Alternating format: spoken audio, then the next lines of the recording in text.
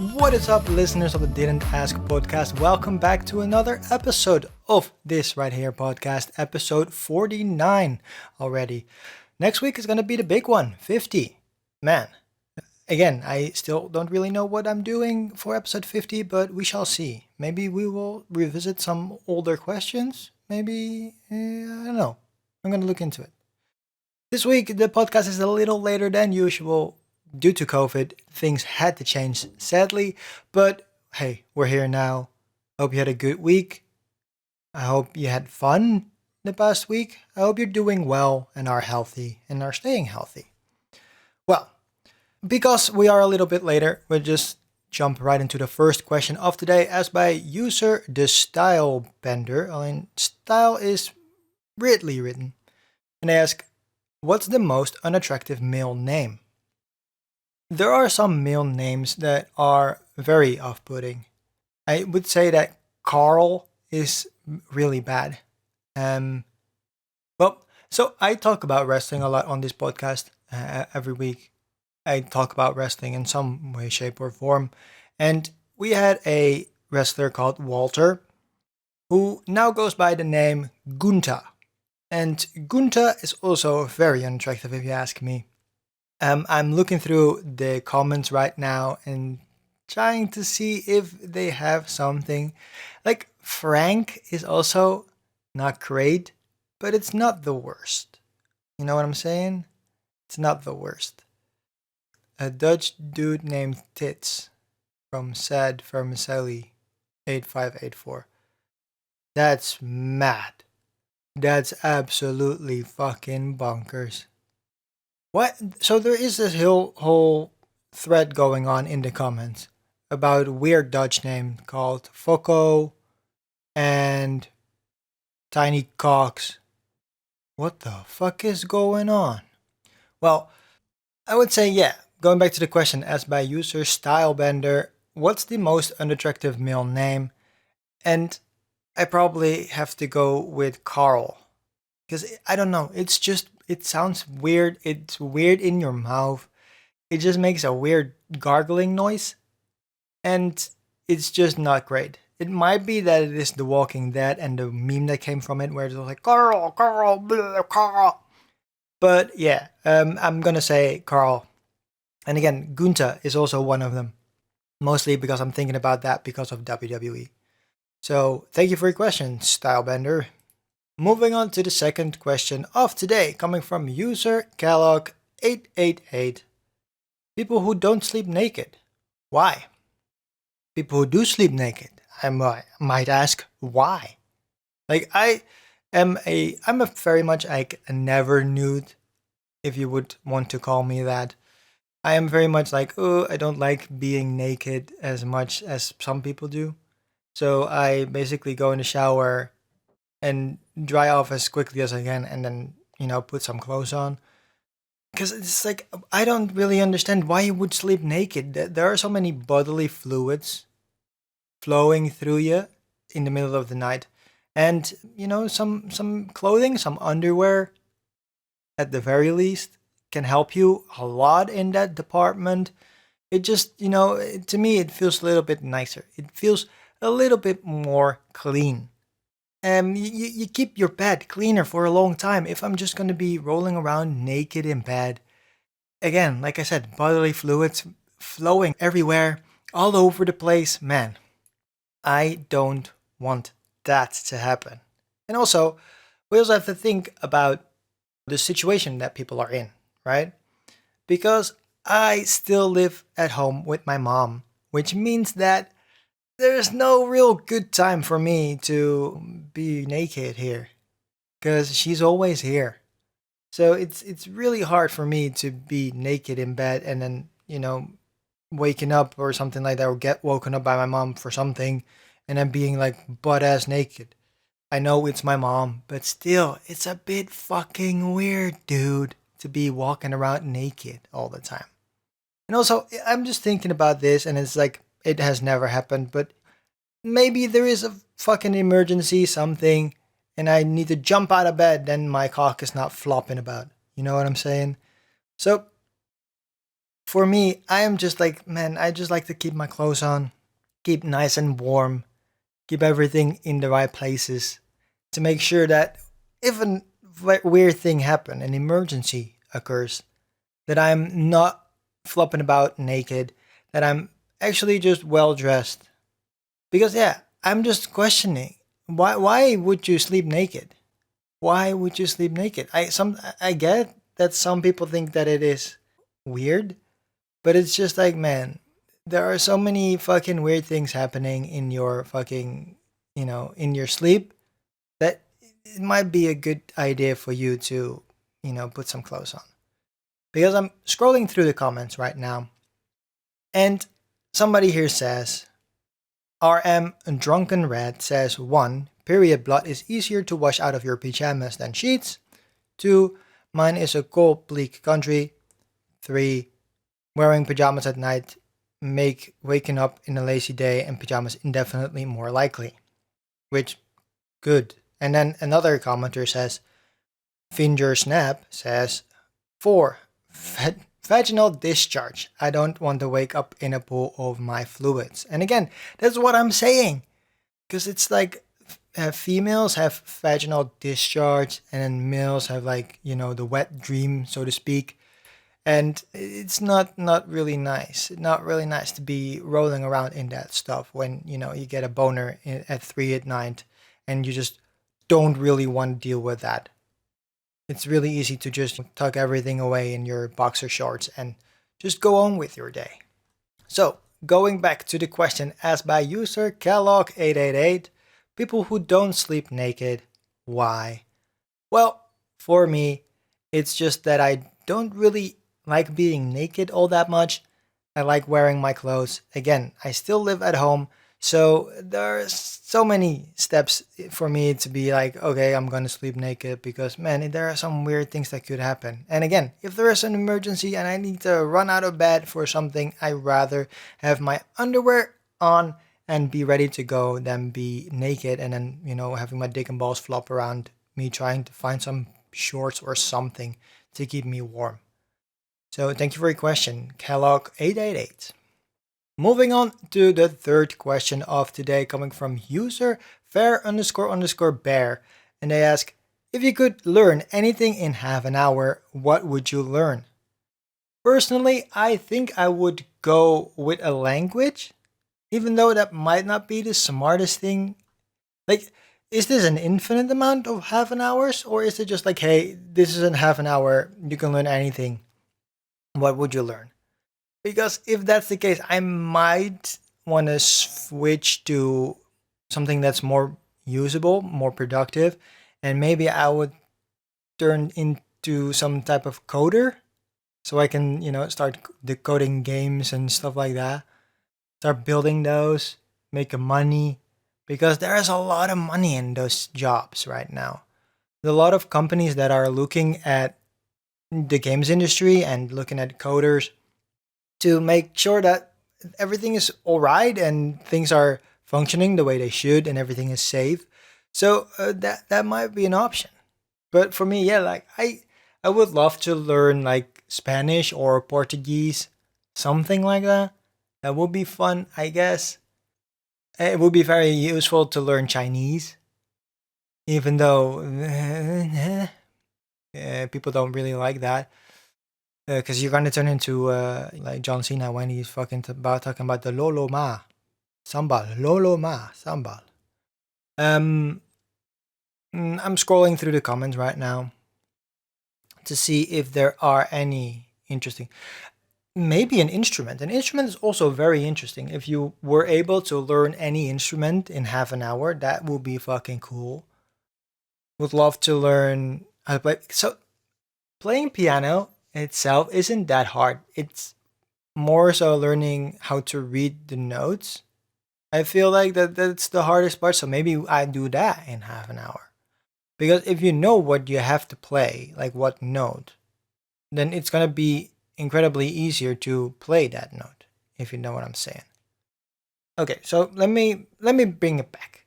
Let me bring it back, reel it back for a little second.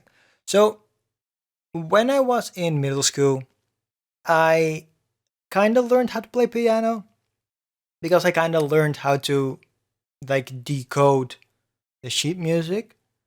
So I think that if you know how to read sheet music just from the top of your head by the drop of a dime, I think you're already like 3 steps ahead of everybody else. Because it's going to be significantly easier when you know that this note is an A and this note is a C and this note is a D for you to play anything. Because the only thing that you need to take in consideration is then where it falls on the piano. So I think that it would be fucking useful as shit to be able to read sheet music and learn how to do that in half an hour. Because if you can read sheet music very well, it's gonna be so easy. Because again, if you know what the music is supposed to be, then it's probably gonna be easier to use any instrument, really. Because as long as you know that what note you need to play, and then I would say that this mostly occurs when with piano playing, I guess. Maybe to an extent to guitar playing, but I would say guitar is a little harder to play than a piano is. But yeah, like, okay. Well, going back to the question, as by user fair underscore underscore bear, if you could learn anything in half an hour, what would you do? Well, I would really start thinking about this. What is very useful for me to learn? And what can we learn in half an hour? Like if we can learn anything in half an hour, I would probably lean more towards something that's like useful in the everyday sense of the word. So I would probably learn a language like Spanish, like Portuguese, maybe like a Chinese or a Japanese. Things that are kind of cool to know and also useful when you go on a holiday or when you're taking a trip or something, or you just meet somebody or doing business with somebody. That would be very useful. Some selfish things would be learning how to play an instrument, or again, for like I was saying, it's probably best to learn how to read sheet music very quickly. Because if you know how to read sheet music, you're gonna be easier off than anything. Because if you know that what note is on the paper, you basically know what note you need to play on a piano and or guitar. So I would say that is one of them. And then for job reasons, I would love to learn how to code or something like that. Just how to know what everything does when you're typing in into Game Maker or into a in a CSS file or a HTML file, that everything that you write, that you understand what it means and what it does. Because that would also be very fucking useful. Thank you for your question. Moving on to the fourth question of today, coming from user UI. And they ask, what's the best spice? And I could answer this question with a very stupid joke about Dune. And I'm not gonna do it. I'm not doing it. If you know what I'm saying. So yeah, of course. Oh, I could also make a fucking Star Wars joke now. Wow. We can make Star Wars jokes about spies. Fuck me. If you don't know, in the world of Dune, spice is very important. It gets used for intergalactic travel, and it's a hallucinant that makes you see the future and stuff like that. It's very cool, I guess. It makes your eyes turn blue, which is kind of cool as well when you use a lot of it. In Star Wars, we also have spice. Not really sure what it is used for, but it seemingly is very, very hard to obtain and also very, and because of that, very expensive. So it must be doing something, I guess. Wait, hold up. I'm thinking about the book of Boba Fett. Didn't fucking Boba Fett get spice spit in his face? Or like, what? Didn't get thrown in his face? And then he didn't start hallucinating. So you're telling me that the spice from Dune and the spice from Star Wars is the same shit? Wow, how the fuck did I not know this? Wow, that's fascinating. I don't know, I'm legitimately mind blown by this. And this is not even what the question is about, man. The question, asked by user UI is what's the best spice? And I would probably say cinnamon. Cinnamon is such a great spice.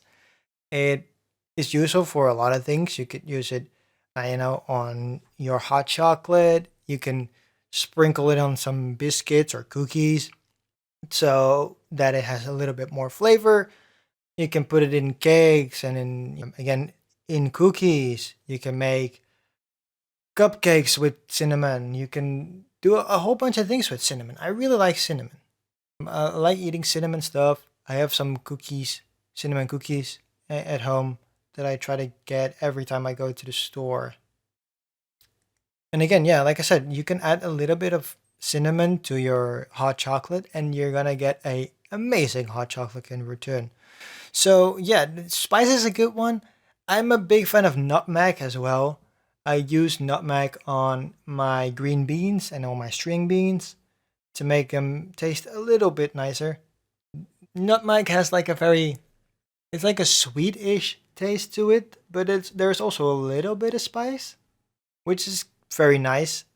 It just spices up your meal a little bit, makes it a little bit more interesting. So yeah, going back to the question asked by user UI, what's the best spice? And again, I'm not talking about Dune, not talking about Star Wars, even though I did in the beginning of this question. I would say my two favorite spices are cinnamon and nutmeg because they have some nice uses. Again, cinnamon can be used in a lot of ways. You can use it to make things a little bit nicer, a little bit more spicy, a little bit more sweet. But the same thing can be said for nutmeg. But again, nutmeg is mostly used for like actual cooking, while cinnamon can also be used as a baking tool. And I believe cinnamon is also used a lot in like the Moroccan slash Arabic countries in that region over there. I feel like they use cinnamon a lot as well for other things. They use it actually for cooking as well, instead of only using it for baking, like most countries do. Because there are so many nice pastries with cinnamon. Oh man, cinnamon is so good. Okay, so going back once more to the question asked by UI, what's the best spice? I'm just gonna say it's cinnamon. It's the easy answer. It's cinnamon. It's cinnamon. Thank you for your question, UA. Moving on to the final question coming from the Ask Reddit subreddit for today. And this one was asked by user PD underscore wheatstraw underscore 99. And they ask, what TV show has the most recognizable first few seconds of a theme song? So, of course, I'm thinking about the big shows. I'm thinking about a Law and Order, where you go.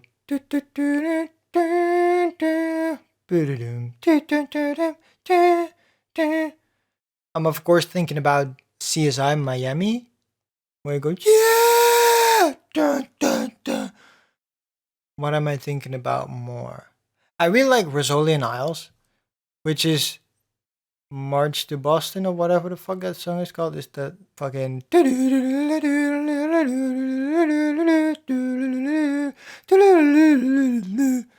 That's a really good song. It's very recognizable. If you hear it anywhere, I will think about Rizzoli and Isles. Anywhere. What can I say more to this? What shows have some recognizable themes? As much as I love wrestling, they don't have anything. They don't have a fucking theme song. They keep changing their theme songs, and it sucks. Why you keep doing that, guys? Stop doing it. I'm thinking. Can I think of anything more? You know what? Let's jump into the comments. Maybe the comments had something that I didn't think about. The Simpsons, I guess, yeah, said by Black Eyed Angel 01. They said The Simpsons. And then somebody else says, Shaka underscore Sulu says, I mean, The Simpsons is literally the first few seconds of the song. Yeah, it goes, The Simpsons. And then it goes, but like, yeah, so somebody here as well, Mysterious underscore Mermaid said Law and Order. Of course, that's what I said. Law and Order is so good, the theme song. X-Files said, submitted by Flimsy Holiday 7751. It's a good one as well, X-Files, because that's the Illuminati song. SpongeBob is mindless underscore hobbit 37 is also a good option. Friends is also a good one. Married with Children is also a good one. Frank Sinatra said, I believe, right? Love and marriage, love and marriage. Yeah, there are some good theme songs to TV shows, man. So going back to the question asked by user PD underscore wheatstraw underscore 99, what TV show has the most recognizable first few seconds of a theme song? I would say Law and Order is one of them. For me, Rizzoli and Isles is one of them, and I forgot the third one that I said. Then we have some reactions from the comments, and they said by Black Eyed Angel 01, The Simpsons, which is really good, even though it does literally say The Simpsons. Mysterious underscore mermaid agreed with me and said Law and Order. And then we have Flimsy Holiday 7751, who says X Files, which is really good. And then Mindless underscore Hobbit 37 says SpongeBob. All really good options if you ask me. Thank you for your question. PD underscore wheatstraw underscore 99. And now we move on to the final question of today, of course, coming from the MIDSL subreddit. And this one was submitted by user Royal Baggers 33. And they ask, Am I the asshole for ruining my wife's work and eating the food before she could take pictures of it? Ooh. My wife runs a website dedicated for cooking and recipes. She takes pictures of food before we eat, whether it's lunch or dinner, and posts them on her Instagram account. To be honest, I'm annoyed by having to wait so long for her to get the perfect shot of the food after decorating it, adding this fork, and removing this salad dish. It just takes so long, and I lose my appetite from just waiting till she's done. This has become the norm, but yesterday I decided I was having none of it. I came to found that she had cooked an entire feast as her next cooking project and put it on the table. Note that by looking at the whole table setting, I figured pictures had already been taken, right? But no, she said she was going to take a few pictures and I had to wait. She went upstairs to get her camera, and that's when I grabbed the spoon and started filling my plate with every dish she'd made and ruining the look as a result of it. I was hungry and unwilling to wait another 10 plus minutes to eat food. She came downstairs, saw the damage, and blew up almost crying, saying I just ruined her cooking project and that she worked hours as well as putting effort into it. I said I was hungry and couldn't wait, but she kept yelling at me how much of an obnoxious jerk I was for not waiting till she took pictures of the dishes she made. Even said that this was an attempt of me to sabotage her success. I said, oh please, enough with those conspiracy theories. I'm just hungry and couldn't wait till you got the perfect shot. We had a big argument, and she went upstairs crying. I finished my food, then went out to cool off a bit. When I returned, she threatened me that she'll never have me eat anything she cooks, and said she'd rather throw it in the garbage than give it to an ungrateful, obnoxious jerk like me. I said this wasn't cool, but she told me to go fuck myself. I said fine then, went to spend the night at a guest room. She texted me the word jerk about 15 times till I turned my phone off. Today she has gone on complete radio silence. Am I the asshole? And the simple answer to your question, Royal Baggers 33, is yes, you're the asshole.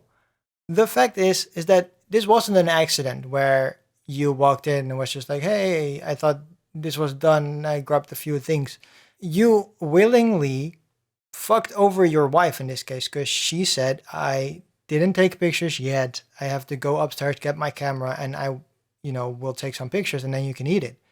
How the fuck can you not wait an extra 10 minutes? Just take something else to eat. Grab a fucking cookie, grab a biscuit, do something.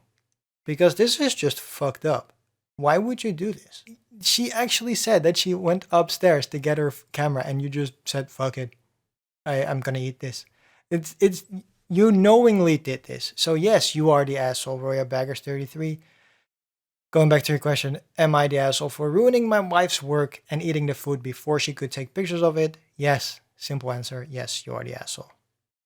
And that has been it for the Didn't Ask podcast for this week. I hope you had a good time.